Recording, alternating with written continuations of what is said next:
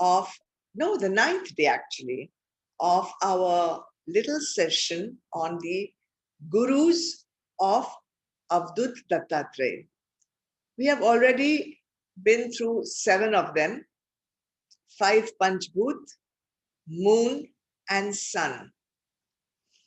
And the next one, the 8th Guru, is not another element of nature, not some noble celestial body. The 8th Guru is simply a family of pigeons. The story goes that one day Avdhoota Dattatraya was resting in a forest and he saw a family of pigeons chirping happily in their nest on a tree. And he observed that after feeding the babies, the mother and the father pigeon flew off, perhaps to search for more food. And they left their babies safely in the nest. After a little while, a hunter came and set up his net to make a trap under the trees for the birds. And unfortunately, the babies from the nest got trapped in that net. And knowing that these were babies and that their parents would soon be coming back to that spot, the hunter kept his net trap open, hoping to catch more pigeons. In a little while, surely the parents returned. And the mother pigeon saw her babies trapped in a net. You can imagine her condition. She was devastated. She cried and she screamed and she had tears. She was so overwrought with grief, she couldn't bear to see her babies lost. She knew that the babies would be taken away from her. She couldn't imagine that grief, to live with that grief. So she also jumped into the net and got trapped with her babies. The father pigeon, seeing that now he is all alone, his Ardhangani and his babies are all trapped in the nest, trapped in the net. And he thought, what use is this life for me? I don't have the one I love, my wife. I don't have my babies who I love. What will I live for? He also jumped into the net and he also got trapped. The hunter, of course, was ecstatic with his catch for the day. And he thought that his family would have a nice hearty dinner. And he went. When Avdhoota Dattatraya saw this unfortunate turn of events, he did not admire the parents for the love that they have for their children. He didn't admire the father for his love for the mother.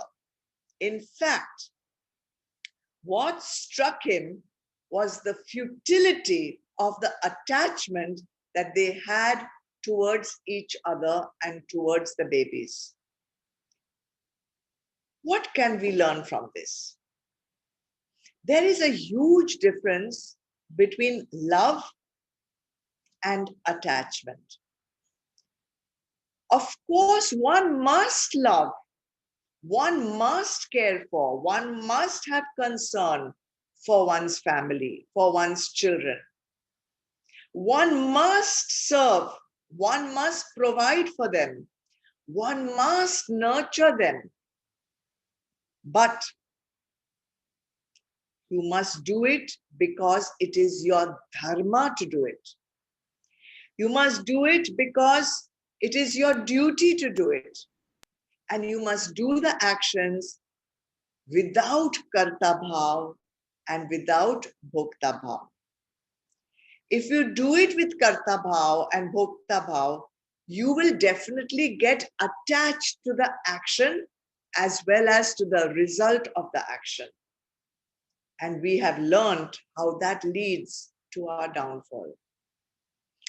If you remember, we studied the ladder of downfall in Bhagavad Gita.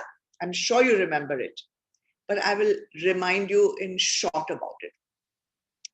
When you keep dwelling on any object, an object vishay, it doesn't necessarily have to be an inanimate object, it could be a person also.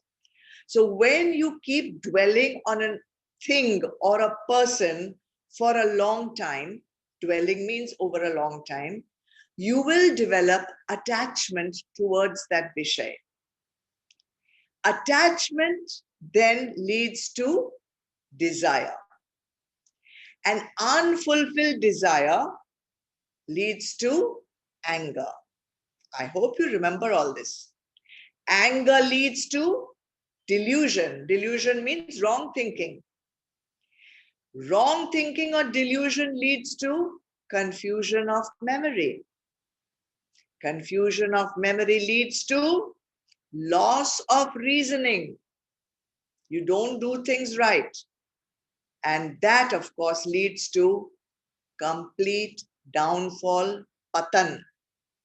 So through this story, Avdhoota Dattatraya wants us to learn that we should do our dharma diligently, perfectly as we can, in karma yog bhav, without karta bhav and without bhokta bhav.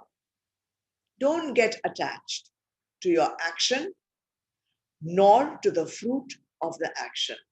And this is a very profound learning from the pigeons, something that all sadhaks, all jigyasus, all seekers of the truth should keep in mind, because all of us have to do our dharma, all of us have to do our duty, but we have to be careful of how we are doing it. Okay?